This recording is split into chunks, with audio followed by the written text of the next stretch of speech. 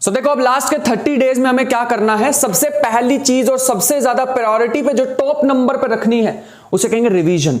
Revision बार बार करते जाना है। इंपॉर्टेंट पॉइंट्स की सीरीज आ चुकी है, तो रिवीजन सीरीज मेरे ख्याल से तुम्हारे लिए रैंक डिसाइडिंग सीरीज होने वाली है। बार बार वो रिवीजन करते रहोगे टॉपिक्स की तो तुम्हारे दिमाग में बैठ जाएगा, क्योंकि प्योर सब्जेक्ट्स में काफी सारी ऐसे बातें होती हैं जो ध्यान रखनी होती है हमें। जैसे 1 से 15 तक ग्रुप तुम्हें याद रखने होंगे, प्रॉपर्टीज याद रखनी होंगी, लीनियर ट्रांसफॉर्मेशन की, तो ये सारी चीजें तुम्हें याद रखनी होंगी।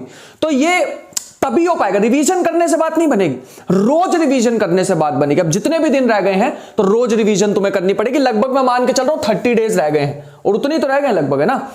रिवीजन के साथ साथ तुम्हें करनी होगी प्रैक्टिस। अभी मैं प्रैक्टिस सीरीज का बहुत जल्दी ही हमारा एक रिवीजन सीरीज का लेक्चर रह रहा है सिर्फ लीनियर अलजेब्रा, जो कि आज शूट हो जाएगा और कल उसको अपलोड कर देंगे।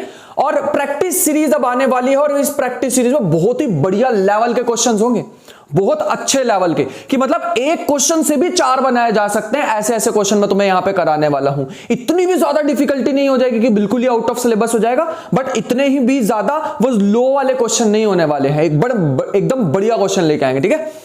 तो ये प्रैक्टिस सीरीज हमारे पास लेके आने वाले। तो इसके साथ साथ तुम्हें पीवाईक्यूज करने हैं। पहले भी मैंने कई बार बताया था, एक और बार बता देता हूं। तुम पीवाईक्यूज TIFR के कर सकते हो, तुम IIT JAM के कर सकते हो, यहां से तुम प्रेफर कर सकते हो। बस इन दो के बाहर मत जाना, और कोई एग्जाम के करने की जरूरत नहीं है, फिर थोड़ा सा आउट ही चले जाते हैं हम सिलेबस से। इनके साथ साथ तुम्हें यहां पर रिवीजन और प्रैक्टिस सीरीज को ही बार बार दोहराते रहना है। मुझे पता है काफी सारे पॉइंट आएंगे जहां पे हम डीमोटिवेट होंगे, करने का बिल्कुल भी मन नहीं होगा, बट कोई बात नहीं, it is part of the journey. अगर कभी भी तुम्हें डीमोटिवेशन फील हो तो इन चीजों को याद रखना जो मैं बता रहा हूं। मैंने काफी सारे सेशन में पिछले में भी बताया था। क्यों स्टार्ट कर रहे हो, बार बार वो सोचते रहोगे तो अपने आप मोटिवेशन मिलती रहेगी।